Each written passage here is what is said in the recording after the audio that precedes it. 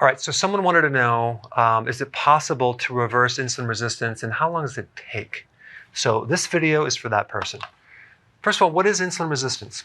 It's a condition whereby the cells are no longer absorbing insulin. So insulin is being rejected, okay? And so in the receptor for insulin, it's just not receiving insulin anymore. The consequence of that is this. Without insulin, the cells can't get fuel, they can't get nutrition, so they're starving, they're hungry, and you're craving carbohydrates.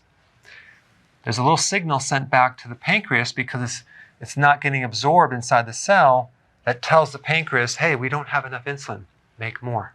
So then the pancreas makes more and more insulin. So an average person with insulin resistance has 5 to 7 times more than normal. The problem with this is that this high level of insulin creates damage in the body. Also, the fact that it's not getting into the body that well, it can raise your blood sugar. So you got high blood sugars because the purpose of insulin is to lower the blood sugar. So we have this dynamic of the hormone trying to do its work, but it can't. So then it can't control the blood sugar, so it can start going higher and higher and higher. Yet at the same time, the cells are starving, they're hungry, and if you have insulin resistance in the brain, then if they can't get fuel, they die. That's Alzheimer's. Okay, so that's really what it is. So what causes insulin resistance? The overexposure of insulin. Okay, what causes that? The chronic consumption of carbs and eating too frequent, okay? Frequent meals and snacking. How do we fix this problem? Well, you just reverse the process and you do prolonged absence of insulin. So we just avoid the triggering of insulin over a period of time. Because here's the problem. If you don't fix this, you're not going to get weight loss. So all those workouts that you're doing are a waste of time. All the diets you're doing don't really work. And you're going to be hungry all the time, so you're not going to be able to stick to it. Now, based on my opinion, it takes between 3 to 8+ months to reverse insulin resistance. But the cool thing is, you can also reverse prediabetes and type 2 diabetes.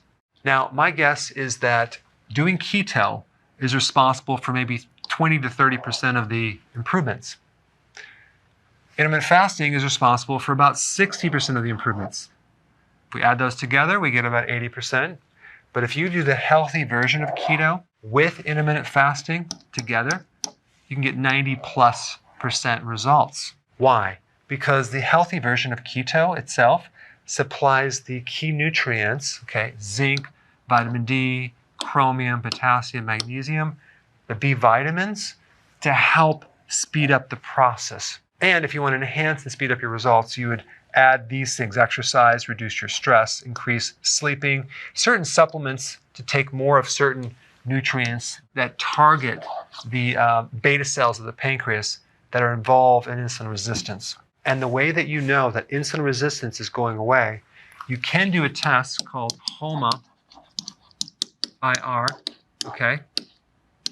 But honestly, I would just look at these 6 things, okay? Number 1, is your hunger going away? Can you go longer between meals without eating? How about your belly fat? Is it disappearing? That means the inside of the fat around the organs is going away, especially the liver fat as well. Is your blood pressure going down? Now here's the thing, when you have high insulin or high sugars, the arteries get really, really stiff. And when you do healthy keto and intermittent fasting I would also recommend more vitamin D with this, you can improve blood pressure. But sometimes it takes up to a year to get this under control. Next one, good blood sugars. Now, for most people, you're going to see change immediately. Now, if you've been a diabetic for many, many years, I'm talking type 2, it could take up to a year to really get this blood sugar under control. Number 5, no dawn phenomena. The dawn phenomena is this: when you wake up in the morning, you didn't eat anything, and your blood sugar is high. That just means that you're in the transition phase of adapting to ketosis, and you still have insulin resistance. So if you have this, and then it goes away, which it will over time, that means your insulin resistance is much, much better. And number 6, you have a lot more energy. That's a real good indicator that it's working. And I'm gonna add number 7, which is you're satisfied when you eat. So maybe before, when you had insulin resistance, you eat and you just don't feel fulfilled. Now you do. Of course, you're going to have to eat the right foods, but the feeling of being satisfied after you eat tells me that the nutrition is going into the cell. It's working. That means that you no longer have that resistance, because with insulin resistance, that blocks the nutrients going in the cell. It's hard to feel satisfied with food. Anyway, thanks for watching, and I will see you in the next video. Hey, if you're liking this content, please subscribe now, and I will actually keep you updated on future videos.